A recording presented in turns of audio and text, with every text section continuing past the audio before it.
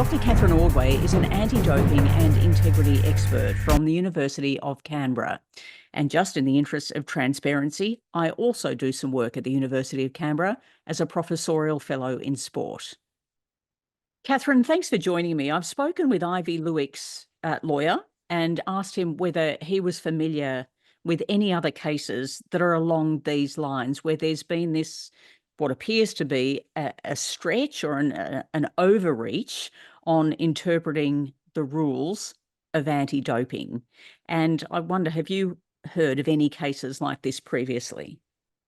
No, I've certainly not seen a case where there's been an attempt to use the anti-doping rule violation of use where there hasn't been a positive test. There hasn't been an anti-doping rule violation that would fit in 2.1.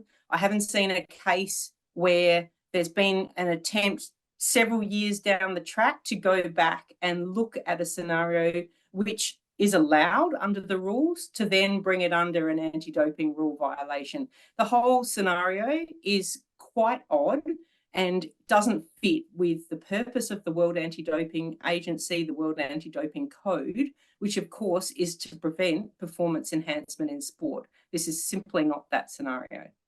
So let's talk about WADA then, because WADA oversees the code. WADA was essentially established to protect clean athletes from cheating athletes.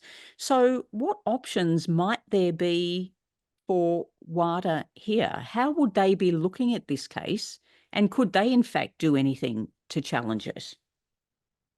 Absolutely. The very obvious role open for the World Anti-Doping Agency is to appeal a case where there's been injustice or a misapplication of the rules. So the World Anti-Doping Agency always reserves the right under the World Anti-Doping Code to be able to appeal a case in a scenario just like this, where the World Anti-Doping Code has not been applied in accordance with the rules. So it's really important that WADA has that role and takes the position in protection of clean athletes. This is not a scenario where an athlete has been seeking to get an advantage unfairly or is trying to cheat the system or something. This is a situation where it's a medical use of a therapeutic substance that is permitted under the rules and has been done in accordance with doctors' advice, and that is perfectly acceptable under the prohibited list. And the World Anti-Doping Agency shouldn't be coming out and sending out a strong message so that other athletes don't get caught up in the same way, because it's entirely unfair. Now, I don't know if you've got any friends at Nardo Italia. If you do or you don't, it doesn't really matter. But what do you think they've been trying to achieve here? Like, is this a failure on their part? Is it just a stretch, as I mentioned in the beginning? I'm still trying to fathom why we're in this scenario. Not us, but why is Aivi Luik in this scenario?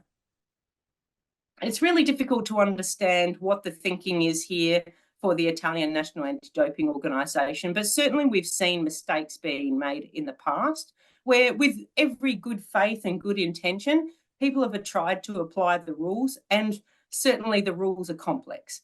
The World Anti-Doping Code has become bigger and bigger over time. The rules have become more and more complex. But this one actually is quite a simple case if you boil it down. It's a situation where an athlete had an injury. She went to her doctor. She tried to get some advice, as I understand, about how to manage the injury. She was ultimately referred to a specialist. The specialist gave her an injection. A glucocorticosteroid is given to athletes every single day, particularly here in Australia in the professional sports.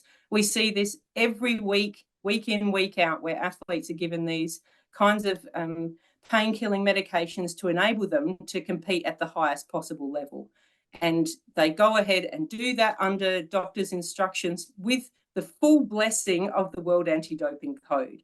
So for a kind of case like this to then 2 years later come in and say to the athlete, well, you've done the wrong thing and you shouldn't have been sitting on the bench or playing or whatever after getting the injection, is completely at odds with the rules. And I think it would send shockwaves across AFL, NRL, cricket, and the A-leagues in Australia, because this is a very ordinary course of business, as I understand it, from sports medicine doctors.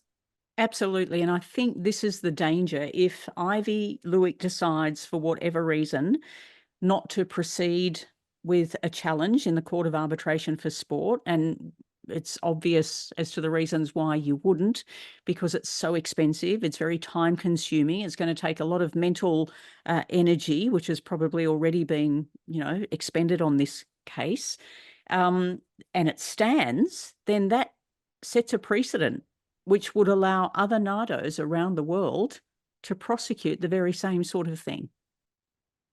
And that's highly problematic. As you point out, there's a number of real issues with suggesting that we have a level playing field in the anti-doping setting, because of course athletes are not on a level playing field. Some athletes, of course, are paid millions of dollars every year just to turn up. Most athletes, of course, are not and can barely pay just for their rent and their food and travel and so on. So it's a real disparity.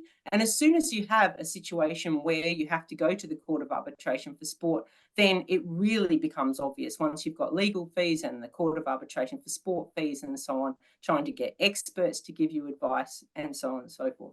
Apart from it being distracting, as you say, and the mental toll that it would take, then it's the financial burden, which is out of reach for most athletes. And that's enormously unfair, and that needs to be addressed.